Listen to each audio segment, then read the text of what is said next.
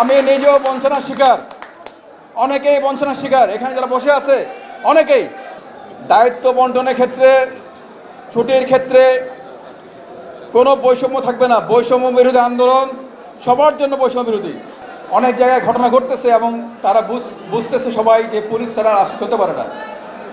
তো এটা আমাদের চিফ অ্যাডভাইজার সহ সকলের অনুরোধ যে আমরা সবাই একটা ম্যান্ডেট নিয়ে আসছি, যে ম্যান্ডেট দেশের 18 কোটি বলা যায় মানুষ দিয়েছে। যে ম্যান্ডেট দাঁড়ান, যে ম্যান্ডেট দেশের 18 কোটি মানুষের ম্যান্ডেট, যে ম্যান্ডেট করার জন্য নেওয়ার জন্য আর কোনো ভোটের দরকার পড়ে নাই, মানুষই দিয়েছে আমাদেরকে ম্যান্ডেট। সেই ম্যান্ডেটটা হচ্ছে একটা বৈষম্যমূলক বিরোধী সমাজ তৈরি করা।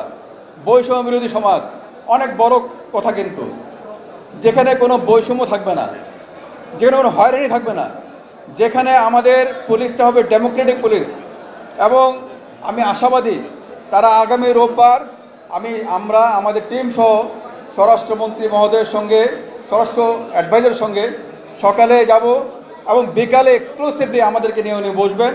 সেখানে এই আপনাদের যে দাবিগুলি আছে প্রতিটি দাবি, এছাড়াও আরও যে রিক্রুটমেন্টের বিষয় আছে যেগুলি এখানে আসে নাই সেগুলি সহ, কারণ এটা শুধু আপনার দাবি না, তো এটা আমারও দাবি, এটা আমারও দাবি। কারণ আমি নিজেও বঞ্চনার শিকার, অনেকেই বঞ্চনার শিকার, এখানে যারা বসে আছে অনেকেই।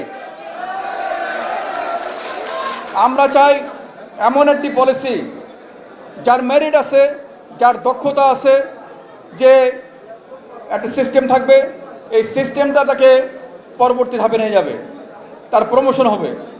দায়িত্ব বন্টনের ক্ষেত্রে, ছুটির ক্ষেত্রে কোনো বৈষম্য থাকবে না। বৈষম্য বিরোধী আন্দোলন সবার জন্য বৈষম্য বিরোধী, সবার জন্য সমতা আনয়ন, এই বিষয়গুলি কিন্তু আমরা নিশ্চিত করব। অনেকেই বঞ্চনার শিকার হয়েছেন, অনেকেই অনেকভাবে তাদেরকে ট্যাগ লাগানো হয়েছে। মাপকাঠি একটাই, আমাদের এখানে সিনিয়র অফিসাররা আছে, আমাদের এই যে পুলিশ স্টাফ কলেজের আমাদের সহকর্মীরা আছেন, আমরা যখন পড়াই তখন বলি প্রফেশনাল পুলিশ, দক্ষ পুলিশ, মেধাবী পুলিশ, আর কাজ করে উল্টাটা।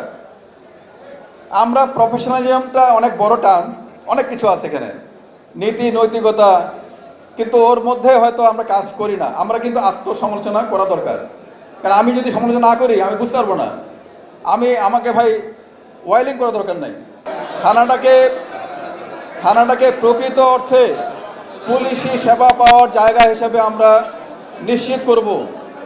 যিনি থানায় এই পুলিশি সেবা দিতে পারবেন না